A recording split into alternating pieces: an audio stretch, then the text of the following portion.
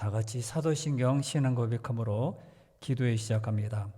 전능하사 천지를 만드신 하나님 아버지를 내가 믿사오며 그 외아들 우리 주 예수 그리스도를 믿사오니 이는 성령으로 잉태하사 동정녀 마리아에게 나시고 본디오 빌라도에게 고난을 받으사 십자가에 못 박혀 죽으시고 장사한 지 사흘 만에 죽은 자 가운데서 다시 살아나시며 하늘에 오르사 전능하신 하나님 우편에 앉아 계시다가 저리로서 산자와 죽은 자를 심판하러 오시리라.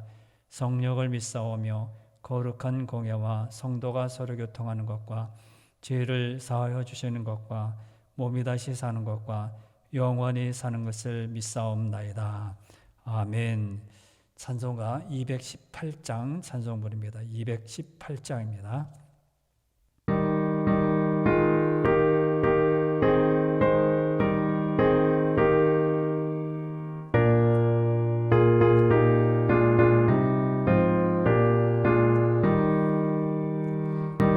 마음과 정성을 다하여서 주 너의 하나님을 사랑하라.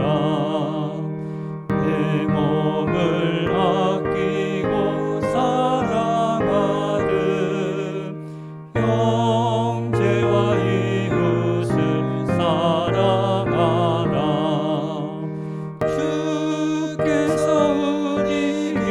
명하시니 그 명령 따라서 살아가니 널 미워 해치는 원수라도 언제나 너그럽게 사랑하라. 널 핍박하는 자 위에서도 신실한 마음으로 복을 빌라. 주께서 우리에게 명하시니 그 명령 따라서 살아가니 항상 주님을 멀리하고 형제를 사랑하지 못하였다. 이러한 죄인을 사랑하사 주께서 몸버려 죽으셨다. 속죄의 큰 사랑 받으니 내 생명 다 바쳐 충성하리. 아멘. 하나님 말씀은 잠언 6장 3절부터 5절 말씀을 읽어드립니다. 1절부터 19절 말씀까지 오늘 살펴볼 것인데 3절부터 5절까지만 읽어드리겠습니다. 3절부터 5절입니다. 내 아들아, 내가 내 이웃의 손에 빠졌은즉 이같이 하라.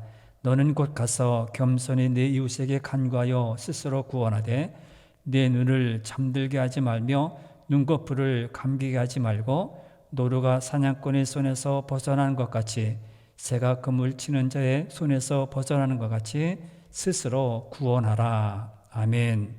오늘 제목은 내 이웃에게 이같이 하라. 내 이웃에게 이같이 하라. 1절부터 19절 말씀 가지고 내 이웃에게 이같이 하라. 그런 제목으로 말씀을 드리고 기도하려고 합니다. 우리가 살아가면서 지혜가 얼마나 필요한지, 지혜가 얼마나 나에게 내 생활에 유익을 주는지 그것은 참 많이 느끼게 됩니다. 지혜롭지 못해서 당하는 어려움도 많기 때문입니다. 결정적으로 큰 잘못을 해서 어려움을 당한다든지 지혜롭지 못해서 상처를 받는다든지 다른 사람에게 무시를 당하는 일, 그런 일이 허다합니다. 그러므로 우리는 깨어서 빛 가운데 거하지 않으면, 깨어서 지식 아는 것에 아는 것에 머물지 않으면 우리도 모르는 사이에 이렇게 무시당할 때가 참 많습니다. 그래서 지혜가 항상 필요합니다. 내 가까이 있어야 하고요.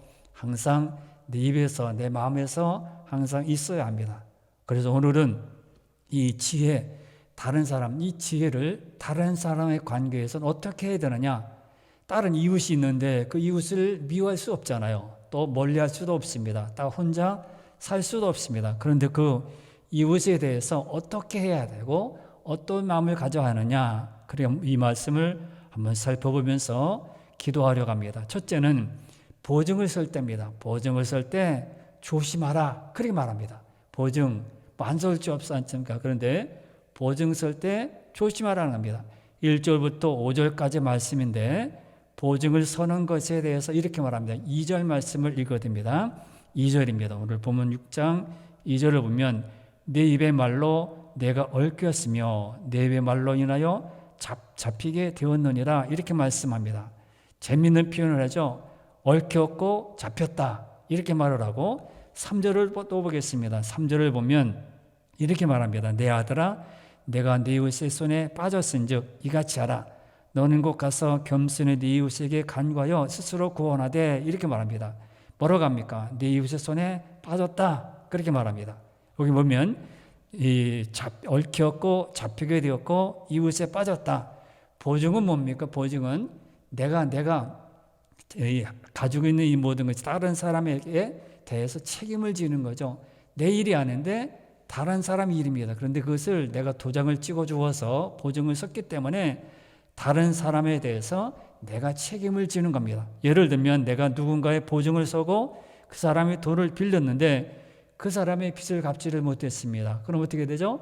내가 대신 그것을 갚아야 합니다. 이것이 보증입니다. 그래서 본문에서 보면 얽혔다, 잡히게 되었다, 이웃의 손에 빠졌다 이렇게 표현했습니다. 왜냐하면 그 문제가 해결될 때까지 자유로울 수 없기 때문에 늘 불안하고 잘 될까 안 될까 이게 넘어갈까 쉽게 넘어갈까 그 사람이 잘못하면 내가 다 써야 되기 때문입니다. 그러므로 우리는 거짓말이 돈이 하는 게 아니죠. 사람이 거짓말하는 것이 아니라 돈이 거짓말을 한 것이죠. 그 사람은 그래도 지키려고 했겠죠.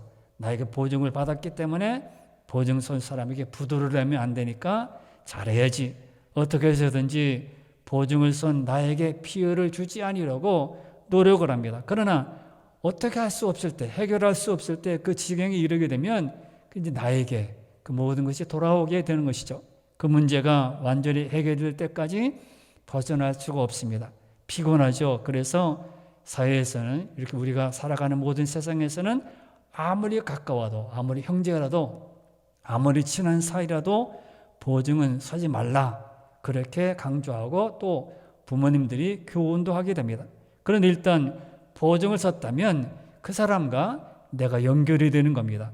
이런 상황을 만들지 않는 것이 제일 바람직한 일이지만은 살다 보면 어쩔 수 없을 때가 있고 보증을 설 때가 있습니다. 그에 대해서 3절부터 5절 말씀 아까 읽어드린 말씀에서 이렇게 말합니다. 내 이웃에 대해서 스스로 그 사람에 가서 독려하든지 독촉을 하든지 내가 이렇게 열심히 하든지 하라. 그 선에서 벗어나서 구원하라고 말씀합니다. 말씀의 3절부터 5절 말씀의 핵심은 스스로 벗어나야 한다는 겁니다. 스스로 벗어나야 하는데 벗어날 길이 있을까요? 없어요. 왜? 보증을 썼으니까 그 사람이 잘못되면 내가 다 덤태기를 써야 되기 때문입니다. 그래서 나오는 말이 내 눈을 잠들게 하지 말며 눈꺼풀을 감기게 하지 말라 이렇게 말합니다. 보증을 써서 안 써낸 것이 좋지만 섰다면 어떻게 하라고요? 내 눈을 잠들게 하지 말고 내 눈꺼풀을 감기게 하지 말라 이렇게 말합니다. 이 문제에 대해서 스스로 고민하고 달라붙어서 해결하라는 것이 없이는 문제가 해결되지 않는다는 겁니다. 즉 잠잘 것 다 자고 놀 것 다 놀면서 해결할 수 없다는 겁니다. 비록 잠을 못 자러다로 벗어나기 위해서 발버둥을 쳐야 합니다. 가만히 있으면 그냥 그 가운데 빠져들어가는 것입니다. 보증 내용이 그대로 이루어지도록 보증 서준 사람을 보채되 잠을 다 자면서 할 것 다 하면서 그렇게 해서는 안 된다는 것입니다. 제대로 할 수 있도록 나도 깨어서 그 사람을 독려해야 되고요. 보증선 내용에서 하루빨리 벗어날 수 있어야 한다. 이렇게 말합니다. 가만히 있으면 문제가 해결되길 바라는 것은 포기하는 것과 마찬가지다. 내가 해결하든 안 하면 보증선 사람에게 해결하도록 하든지 나도 역시 그 문제를 해결해 나가는 데 있어서 노력을 해야 하는 겁니다. 이거 쉽지 않습니다. 그래서 보증 서는 것은 쉽지 않습니다. 이 문제에 있어서 약속이라는 부분과 연결을 시킵니다. 그래서 본문은 보증으로 말했지만 약속도 결국 같은 특성을 가지고 있습니다. 2절 말씀에서 또 그렇게 말하죠. 2절을 다시 보십시오. 2절에 보면 내 입의 말로 내가 얽혔으며 내 입의 말로 인하여 잡히게 되었느니라 이렇게 말하죠. 이것은 쓸데없이 약속을 하면 자신의 약속에 의해서 스스로 잡히게 되고, 그때 약속했잖아, 부모님 약속했잖아, 왜 준다고 약속했는데 안 줘, 얽히게 되고 잡히게 된다는 겁니다. 그러므로 분명하게 말하는 것이 지혜로운 겁니다. 할 수 있는 일에 대해서 분명하게 난 할 수 있어, 해, 내가 보증서 줄게, 그렇게 말하고, 어려우면 어설픈 약속이 아니라 분명하게 난 못해, 더 이상 못하겠어, 이것은 하면 안 돼, 너하고 나하고 사이가 떨어지기 때문에 해서는 안 돼, 거절하라는 겁니다. 하기 어렵다고 말하는 것은 서로의 관계를 끊어지게 하는 것과 같아. 그래서 쉽지 않죠. 친구의 사이를 떨어뜨리고요, 형제 관계를 떠나야 합니다. 하지만 어설프게 말만 하고는 그 말에 매여서 신뢰를 잃는 것보다 정확하게 말을 해서 그것에서 벗어나는 것이 지혜로운 것이라 이렇게 말씀합니다. 그러므로 보증 설 때는 조심하라, 그렇게 말하라고. 두 번째는 어디에서 배우라고 합니까? 계미에게서 지혜를 배우라 그럽니다. 이웃과의 관계에 있어서 이 관계를 잘 유지하려면 계미에게 가서 지혜를 배우라고 합니다. 도보다 넓은 마음으로 이렇게 말을 하고 있는데, 우리는 어떻게 일하느냐에 따라서 사람에게 신뢰를 받고 인정을 받고 그렇지 못하는 경우가 참 많습니다. 본문에서 계미의 특성을 얘기를 하면서 그런 것에 대해서 다른 사람 이웃에 대해서 신이 신뢰를 갖도록 만들라 그러면서 계미를 예를 듭니다. 6절과 8절 말씀에 보면 계미에게 이렇게 이런 일이 있다고 합니다. 6절부터 8절 말씀을 읽어야 됩니다. 6절부터 8절입니다. 게으른 자여, 계미에게 가서 그가 하는 것을 보고 지혜를 얻어라. 계미는 두룡도 없고 감독자도 없고 통치자도 없으되 먹을 것을 여름 동안에 예비하며 추수때에 양식을 모으느니라 이렇게 말합니다. 계미의 특성은 뭡니까? 두룡도 없다, 감독자도 없다, 통치자도 없다, 그렇게 말합니다. 그런데 우리가 아는 대로는요, 뭐 사전을 찾아보든지 이렇게 책을 찾아보면 아니죠. 계미에게는 이렇게 질서적으로 움직이는, 나름대로 체계적으로 일을 하는 그런 단계가 있습니다. 그런데 이 성경은 아니, 두룡도 없고 감독자도 없고 통치자도 없다? 성경이 잘못된 거 아닌가? 과학적인 것으로 모든 곤충의 그 상태를 보면 이거 아닌데, 계미는 아닌데, 그래도 이게 뭔가 있어서 질서가 잘 돼가지고 잘 움직이는데 성경이 틀린 건가? 계미에게도 두룡도 있고 감독도 있지만은 이것은 무엇을 말합니까? 인간들처럼 굴림하고 갑질하고 연약한 자를 이용해 먹는 그런 감독자가 아니라는 겁니다. 우리가 이 세상에서 일을 맡았을 때 필요한 것은 게으르지 않고 열심히 일을 하는 겁니다. 부지런하게 일하는 자에게 하나님께서는 그에 맞는 열매를 주시는 것입니다. 하지만 주어진 일에 대해서 최선을 다하자는 자에게 하나님께서 열매를 주시지 않습니다.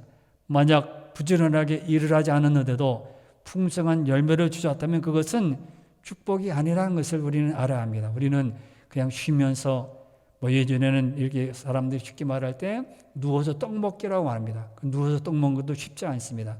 누워서 이렇게 쉬고 싶고 그냥 배부르고 싶고 아무것도 일하지 않고 그냥 평생 먹고 살고 싶은 것이 사람의 마음입니다. 그렇게 되었을 때 부러워하죠.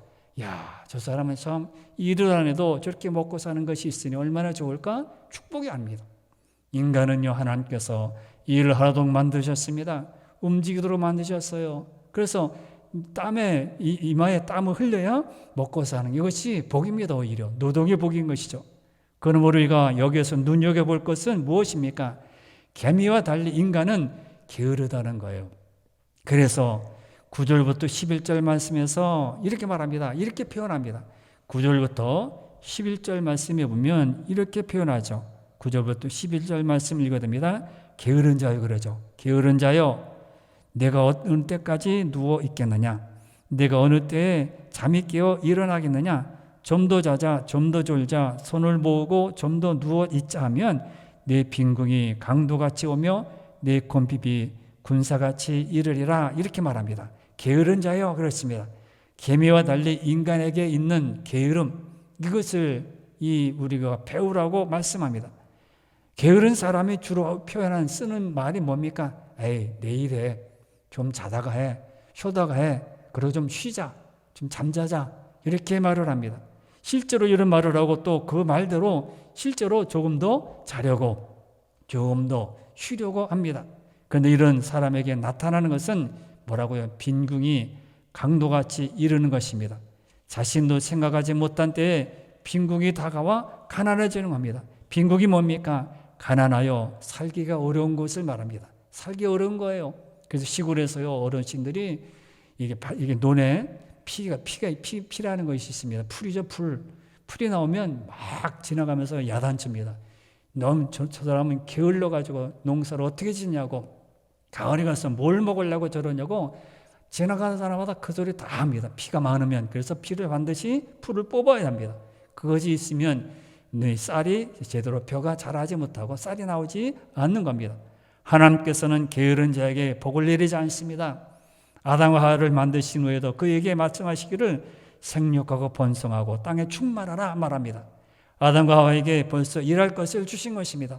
뿐만 아니라 애들을 관리하는 일을 아담과 하와에게 맡기셨습니다. 이렇게 우리는 근면하고 꾸준히 일하는 것이 얼마나 중요한 것인지 알아야 합니다.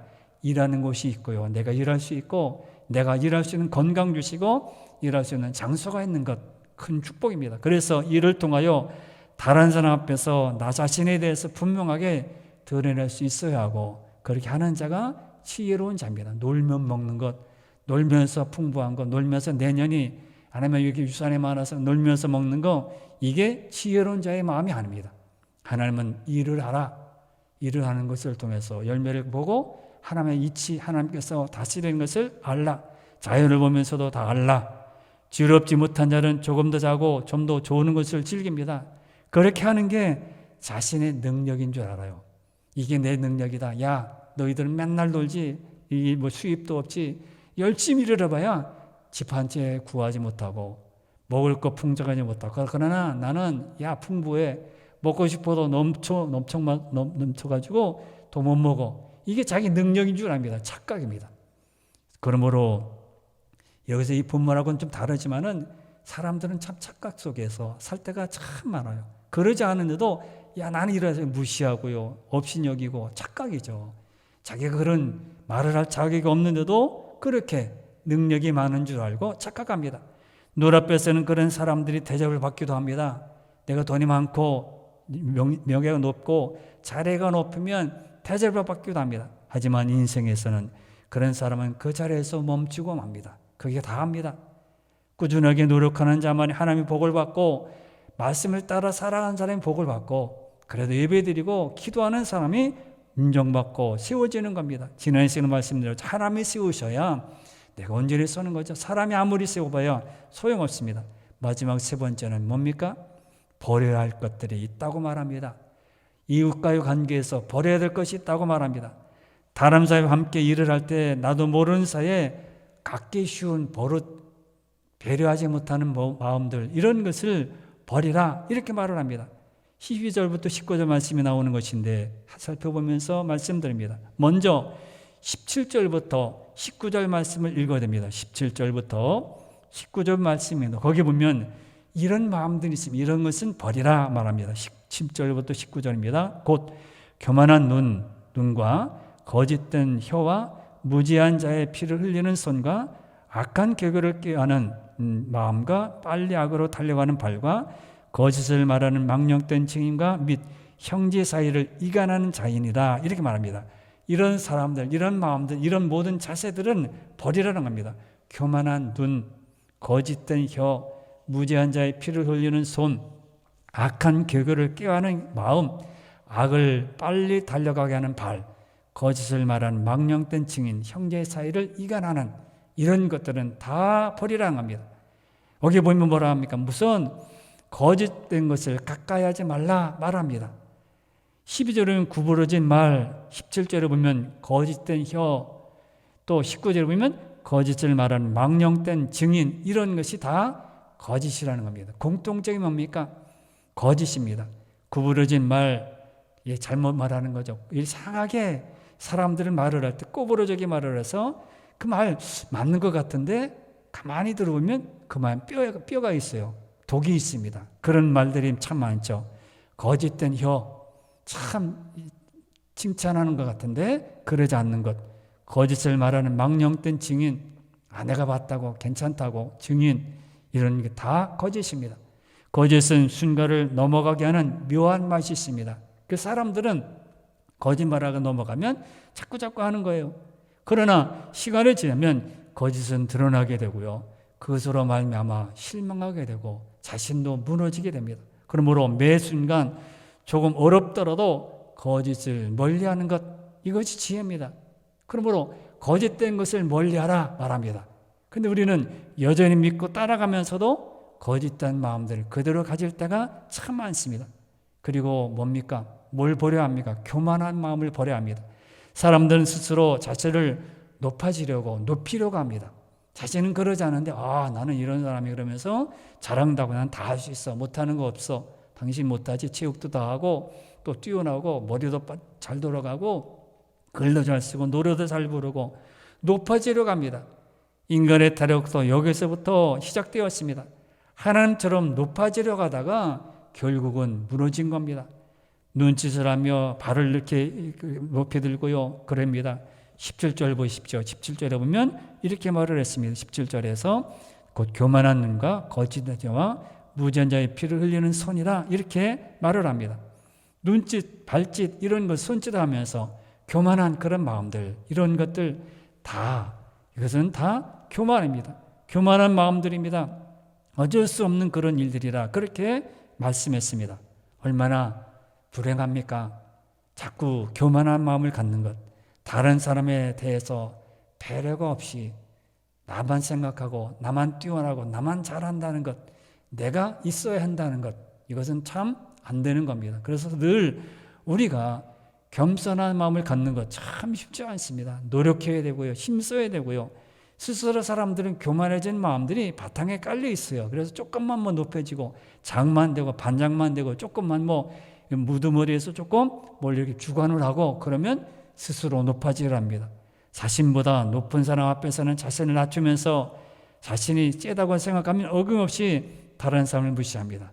내가 높다, 당신보다 높으니까 무시합니다. 하나님께서는 교만한 자를 물리치신다. 그러므로 교만을 멀리하는 것이 지혜인 것입니다. 교만한 마음을 멀리하는 거야. 그것은 필요한 것입니다. 그래서 잠언서에 보면 이 교만한 마음, 교만에 대해서 엄청나게 많이 말씀하십니다. 먼저 잠언 11장 2절을 보겠습니다. 잠언 11장 2절에 보면 교만이 오면 욕도 오거니와 겸손한 자에게는 지혜가 있느니라. 교만이 오면 욕이 온다고 말합니다. 교만이 욕을 불러오고 또 13장 10절 말씀에서는 또 이렇게 말합니다. 13장 10절에 보면 교만에서는 다툼만 일어날 뿐이다. 권면을 듣는 자는 지혜가 있느니라. 교만에는 다툼만 일어난대요. 그래서 교만한 사람들이 보면 자신은 그러지 않은데 막 사람들이 아이고 당신 어디 그래 그러면 다툼만 일어나는 거예요. 서로 아니다 맞다 틀리다 그렇게 다툼만 일어납니다. 또 14장 3절에 보면 이렇게 말합니다. 미련한 자는 교만하여 입으로 매를 자청하고 지혜로운 자의 입술은 자기를 보존하느니라. 교만한 자 어떻게 한다고요? 매를 그냥 버는 거예요. 매 맞을 일을 벌고 있습니다. 매 맞을 일만 하는 거죠. 교만한 마음을 갖는 거죠. 그 일이 예를 들지 않더라도 수없이 너무너무 많습니다. 그래서 사람들 속이고요. 사람들이 그렇게 해서 따라갑니다. 나중에 보면 다 거짓말이에요. 그것이 다 쓸모없는 일들이었습니다. 또 15장 25절에 보면 말합니다. 잠언 15장 25절에 여호와는 교만한 자의 집을 허시며 과부의 지게를 정하시느니라 이렇게 말씀했습니다. 교만한 자의 집을 허신다고 말합니다. 지금은 다 승승장구해서 막 올라가는 것 같죠? 나중에는요, 하나님께서는 교만한 자의 집을 헐어버린다. 가만 내버려 두지 않는다는 것입니다. 또 16장 5절에 보면 뭐라고 합니까? 물은 마음이 교만한 자를 여호와께서 미워하시나니 피차 손을 잡을지라도 벌을 면하지 못하리라. 교만한 자 마음 처음에는 참 부럽죠. 그러나 그 사람과 손을 잡으면 똑같이 벌을 면하지 못한다. 하나님께서는 이 교만한 마음을 미워하신다고 말합니다. 그리고 우리가 제일 잘 아는 16장 18절에 뭐라고 합니까? 교만은 뭐라고요? 패망의 선봉이요 거만한 마음은 넘어짐의 앞잡이이니라. 그렇게 말합니다. 교만은 망하는 것에 제일 앞잡이라. 선두에 나가는 사람이라. 거만한 마음도 넘어짐의 앞잡이라. 제일 앞에 제일 첫 번째로 1순위입니다. 영순위 1순위 영순위 제일 먼저 넘어지는 겁니다. 그러므로 교만한 마음들, 이런 마음들을 다 버려야 합니다. 그리고 또 버려야 될 것이 뭡니까? 다른 사람에게 해를 끼치는 겁니다. 다른 사람을 해를 끼치는 겁니다. 하나님께서 이렇게 미워하시는 이 모든 마음들을 다 물리치는 겁니다. 그러므로 우리 안에서도 항상 이것을 버려야 합니다. 자, 12절 말씀을 보십시오. 12절에 보면 이렇게 말합니다. 12절에 불량하고 악한 자는 구부러진 말을 하고 다니며 그랬습니다. 불량하고 악한 자라 말합니다. 남에게 해를 끼치는 자요. 불량합니다. 악합니다. 불량한 자는 뭡니까?